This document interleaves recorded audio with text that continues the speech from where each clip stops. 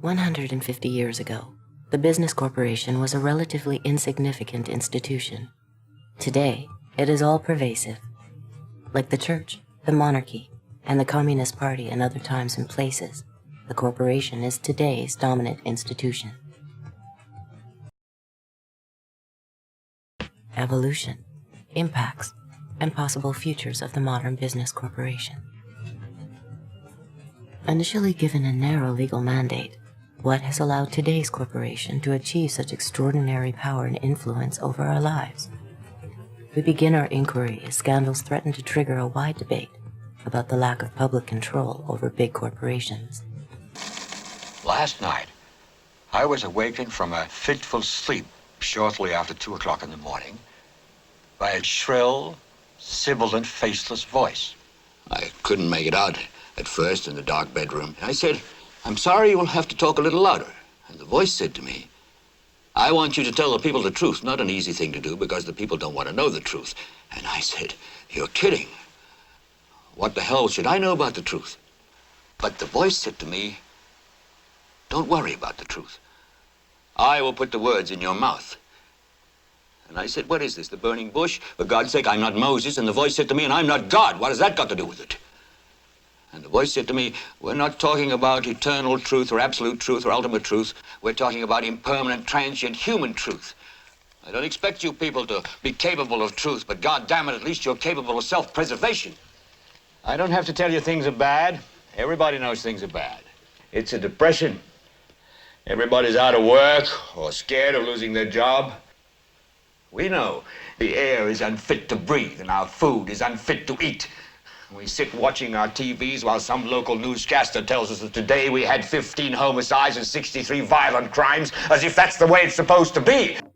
One day early in this journey, it dawned on me that the way I've been running Interface is the way of the plunderer. Plundering something that's not mine, something that belongs to every creature on earth. And I said to myself, my goodness, the day must come when this is illegal, that when plundering is not allowed. I mean, it must come. So I said to myself, my goodness, someday people like me will end up in jail. The dollar buys a nickel's worth. Banks are going bust. Shopkeepers keep a gun under the counter.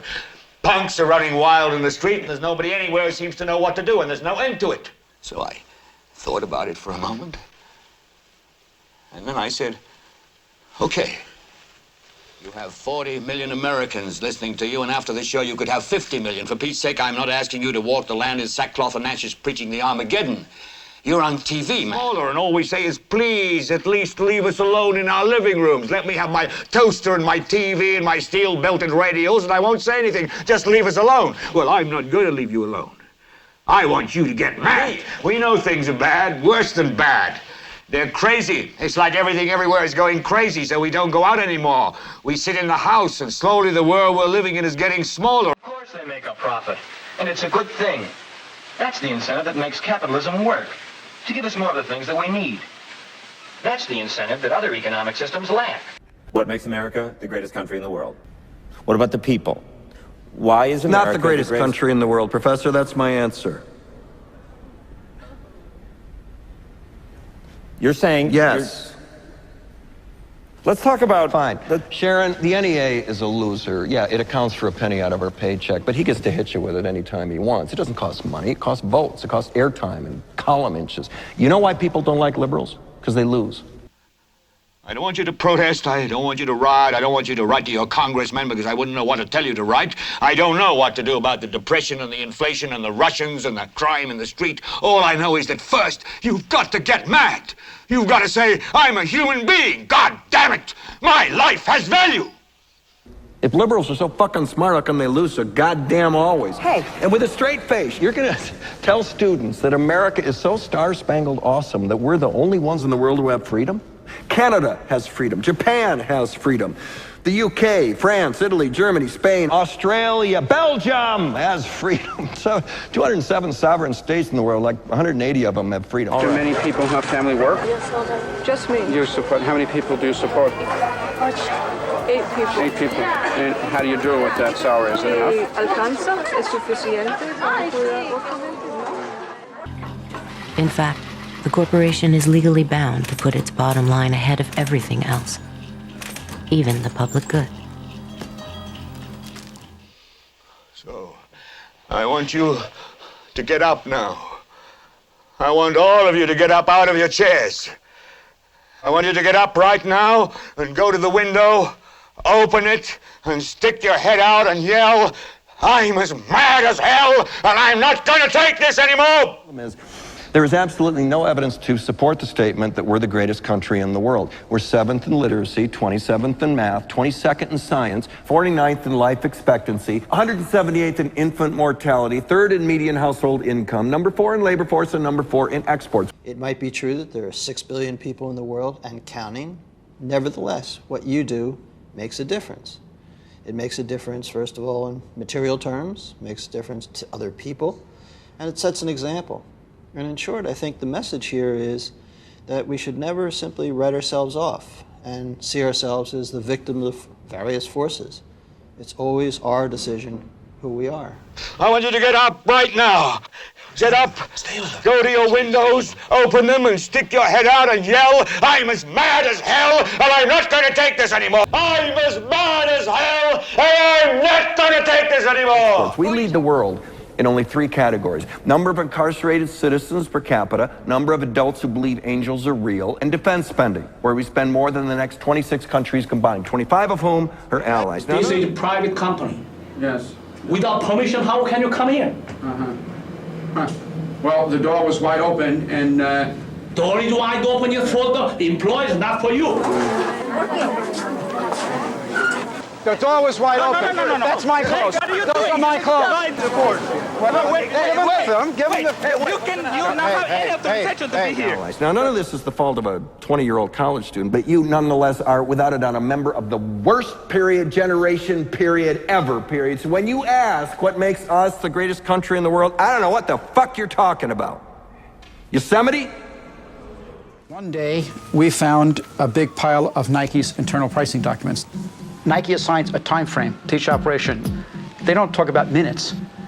They break the time frame into 10,000ths of a second. These are Nike's documents. That means the wages come to 0.3% of the retail price. This is the reality. It's the science of exploitation. You get to the bottom of all 22 operations to give the workers 6.6 minutes to make the shirt. It's 70 cents an hour in the Dominican Republic. That's 6.6 minutes equals 8 cents. But first, you've got to get mad. You've got to say, "I'm as mad as hell, and I'm not going to take this anymore." Stick your head out of the window, open it, and stick your head out and keep yelling and yell, "I'm as mad as hell, I'm not going to take this anymore." They can't do any more in that country because the wages are too high now. And what's that another way of saying? Well, the people are no longer desperate. So, okay, we've used up all the desperate people there. They're all plump and healthy and wealthy. Let's move on to the next desperate lot and employ them and raise their level up. Just get up from your chairs right now. Go to the window. Where are you going? I want to see if anybody's yelling.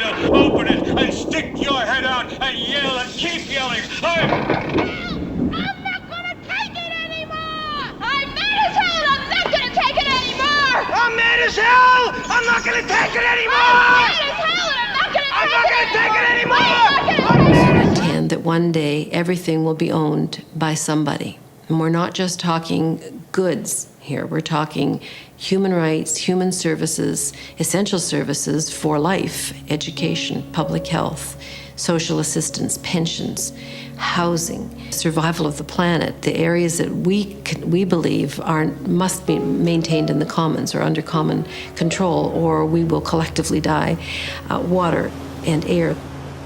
Because less than 3% of you people read books. Because less than 15% of you read newspapers. Because the only truth you know is what you get over this tube. Right now, there is an entire generation that never knew anything that didn't come out of this tube. The mind. It was all about productivity, more coal per man hour. That was the dawn of the industrial age, and then it became more steel per man hour, more textiles per man hour, more automobiles per man hour, and today it's more chips per man hour, more gizmos per man hour. The system is basically the same, producing more sophisticated products today. This tube is the gospel, the ultimate revelation. This tube can make or break presidents, popes, prime ministers. This tube is the most awesome goddamn force in the whole godless world. And woe is us if it ever falls into the hands of the wrong people. So the workers rarely make enough money to buy 3 meals a day, let alone feed their local economy.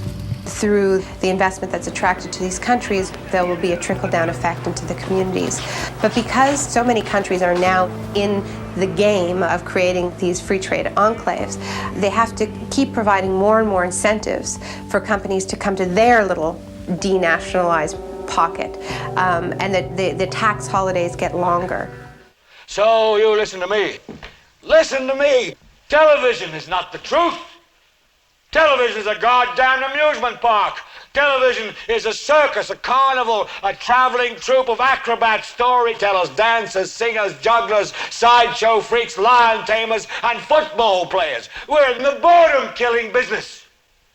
For 21 years, I never gave a thought to what we were taking from the earth or doing to the earth in the making of our products. And then in the summer of 1994, we began to hear questions from our customers we'd never heard before. What's your company doing for the environment? We'll tell you anything you want to hear. We lie like hell. We'll tell you that Kojak always gets the killer and that nobody ever gets cancer in Archie Bunker's house. We'll tell you any shit you want to hear. And we didn't have answers. The real answer was not very much. And it really disturbed many of our people, not me so much as them. And a group in our research department decided to convene a task force and bring people from our businesses around the world to come together to assess our company's worldwide environmental position, to begin to frame answers for those customers. So if you want the truth, go to God. Go to your gurus. Go to yourselves, because that's the only place you're ever going to find any real truth. But man, you're never going to get any truth from us. They asked me if I would come and speak to that group and give them a kickoff speech to launch this new task force with an environmental vision. And I didn't have an environmental vision. I did not want to make that speech. And at sort of the propitious moment, this book landed on my desk. It was Paul Hawkins' book, The Ecology of Commerce. And when the 12th largest company in the world controls the most awesome goddamn propaganda force in the whole godless world, who knows what shit will be peddled for truth on this network? And very quickly into that book, I found the phrase, the death of birth. It was E.O. Wilson's expression for species extinction, the death of birth, and it was a point of a spear into my chest. You do whatever the tube tells you. You dress like the tube, you eat like the tube, you raise your children like the tube, you even think like the tube. This is mass madness, you maniacs. In God's name, you people are the real thing. We are the illusion. We're all you know. You're beginning to believe the illusions we're spinning here. You're beginning to think that the tube is reality and that your own lives are unreal. When I think of what could be, I visualize an organization of people committed to a purpose. And the purpose is doing no harm. We deal in illusions, man. None of it is true.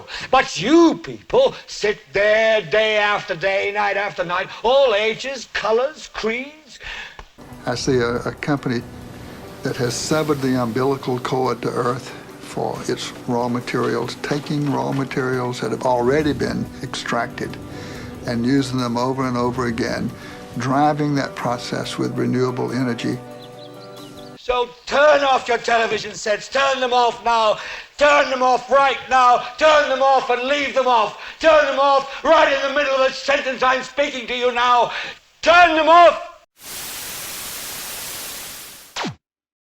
It is our plan, it remains our plan to climb Mount Sustainability, that mountain that's higher than Everest, infinitely higher than Everest, far more difficult to scale. That point at the top symbolizing zero footprint. You can't build a company with hundreds of millions of users and billions in shareholder value without appealing directly to a core instinct or organ. So let's start with the big four. Think of everything you have typed into the Google query box, and you're going to recognize you trust Google more than any priest, scholar, rabbi, coach, mentor, boss.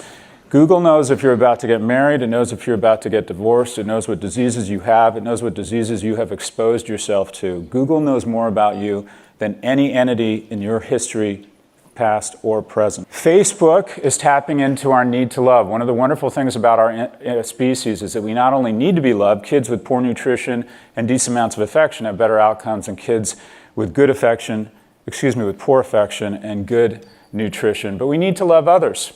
When you decide to let your parents move in with you, your life expectancy goes up 2 to 3 years. New mothers do not die. The physical and mental nuance of caregiving is the most important thing for our species, in such that it literally releases a hormone that clears out the bad cholesterol, and you get to stick around longer. The strongest signal of whether you'll join the fastest growing demographic group, centenarians, is how many people in your life, simply put, do you love. But more for less is the original gangster business strategy, and typically the most valuable company in the world is the one that offers more for less. It's the strategy of China, it was the strategy of Walmart, and now it's Amazon, who is going to be the most valuable company in the world.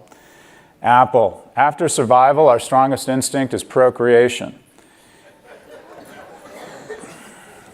The men in here are not wearing watches. They're wearing $11,000 amalgams of plastic, steel, and leather that effectively communicate to the other sex, or ineffectively in most cases. If you mate with me, your kids are more likely to survive than if you mate with someone wearing a Swatch watch. For the first time, we now have a tech device that communicates that you are part of the innovation class, you live in a city, you appreciate the arts, you probably make a good living, you're interesting, you're groovy, you have better genes. Just as waving an Android phone, paying with a Discover card, or having ad-supported Pandora is like a prophylactic saying, don't have sex with me. It is the international system of currency which determines the totality of life on this planet. That is the natural order of things today. There is only one holistic system of systems, one vast and immane, interwoven, interacting, multivariate, multinational dominion of dollars. Petrodollars, electrodollars, multi-dollars, Reichmarks, Rins, rubles, pounds, and shekels. These are not just a bunch of bad apples. This is just a few bad apples. It's not just a few bad apples. We've got to get rid of the bad apples. You can start with Tyco. It is ebb and flow, tidal gravity. It is ecological balance. You are an old man who thinks in terms of nations and peoples. There are no nations. There are no peoples. There are no Russians. There are no Arabs. There are no third worlds. There is no West. You think you merely stopped a business deal. That is not the case. The Arabs have taken billions of dollars out of this country, and now they must put it back. Bad apples. We know all about WorldCom. Bad apples. Xerox Corporation. Bad apples. Arthur Anderson. Bad apples. Enron, obviously. Bad apples. Kmart Corporation. That is the atomic and subatomic and galactic structure of things today. What do you think the Russians talk about in their councils of state? Karl Marx? They get out their linear programming charts, statistical decision theories, Minimax solutions, and compute the price-cost probabilities of their transactions and investments, just like we do. There is only IBM and ITT and AT&T and DuPont, Dow, Union Carbide, and Exxon. Those are the nations of the world today. The fruit cart is getting a little more full. I don't think it's just a few apples, unfortunately. I think this is the worst crisis of confidence in business. What's wrong with this picture? Can't we pick a better metaphor to describe the dominant institution of our time? get up on your little 21-inch screen and howl about America and democracy. There is no America. There is no democracy. The world is a business, Mr. Beale. It has been since man crawled out of the slime. We no longer live in a world of nations and ideologies, Mr. Beale. The world is a college of corporations, inexorably determined by the immutable bylaws of business. Of Republican, it's all there to control you. Two sides of the same coin. Two management teams bidding for control, the CEO job of Slavery Incorporated. The truth is out there in front of you, but they lay out this buffet of lies. I'm sick of it, and I'm not going to take a bite out of it. Do you got me? Hi, I'm Fox San Antonio's Jessica Headley. And I'm Ryan Wolf. Our greatest responsibility is to serve our Treasure Valley communities, the El Paso, Las Cruces communities, Eastern Iowa communities, Mid-Michigan communities. We are extremely proud of the quality, balanced journalism that CBS 4 News produces. Resistance is not futile. We're going to win this thing. Humankind is too good. We're not a bunch of underachievers. We're going to stand up and we're going to be human beings. We're going to get fired up about the real things, the things that matter. But we are concerned about trouble and trying to be irresponsible, one-sided news stories plaguing our country. Plaguing our country. Creativity and the dynamic human spirit that refuses to submit. Well, that's it. That's all I got to say. It's in your court. Sharing of biased and False news has become all too common on social media. More alarming, some media outlets are true without checking facts first. Unfortunately, some members of the media use their platforms to push their own personal bias and agenda to control exactly what people think. And this is extremely dangerous to our democracy. Our democracy is breaking down because these companies have become too powerful. The HQ2 thing is out of control. My favorite one is Chicago is offering to return employee payroll taxes to Amazon, or put another way, they've given Amazon permission to tax their own employees, keep those taxes, and then decide how those coffers, or how that money that used to go into municipal coffers, should be spent. I think our government has basically folded and said, we acknowledge you're more powerful than us. I think that's markets failing. Every company now seems to go down based on what Amazon does or doesn't do, including manufacturers' brands. Nike announces that they're going to begin distributing on Amazon. They go up. Every other footwear company goes down. In one day, they add the value of Federal Express or 400 of the S&P's valuation combined. And Facebook can use its monopoly-like power, 6 of the top 10 apps, to put any company in the app business out of business. The markets are failing. This is the scariest thing I heard this year. Don't let nation states disrupt our future. And you're the front line of defense for it. This is the president, this is the chair of the Senate Intelligence Committee telling Google, Facebook, and Twitter, they're our front lines. Yeah, fuck that. These are my front lines. The notion that we don't have our Marines, people like John McCain and Tammy Duckworth as our front lines. That's not our front lines. The Zuck is our front lines. The markets are failing. We don't break these guys up because they're evil. That's bullshit. They're no less or more evil than us. We don't break them up because they avoid taxes. We need to hold all companies accountable. That's our own fault. We don't break them up because they destroy jobs. We need innovators to destroy jobs. We break these guys up because we are capitalists. My name is Scott Galloway. I teach at NYU, and I appreciate your time. Our politicians are bought. It's a machine. It's a system. You've explained it eloquently here. How do we fix it, if we can? Well, we can. And in fact, if you look over American history, there have been waves of progress and then regression. So the current situation, for example, is somewhat similar to the 1920s. In the 1920s, the inequality, which is colossal, is about what it was in the 1920s. The labor movement had pretty much been destroyed. Independent thought had been severely repressed by Woodrow Wilson's Red Scare and other devices. And there were celebrations in the 1920s about a utopia of the masters, the end of history. Well, the 1930s, that radically changed. There were popular movements. They democratized the country. They created very significant, the government was compelled to create significant welfare measures, Social Security, labor rights, and so on, which greatly improved the country. I mean, they weren't perfect, but they were a significant improvement. In fact, the regulation of financial institutions was so good that there weren't any financial crises until these began to be dismantled in the 70s and 80s. And you take a look at the 1960s, the popular movements then also led to a significant democratization of the country.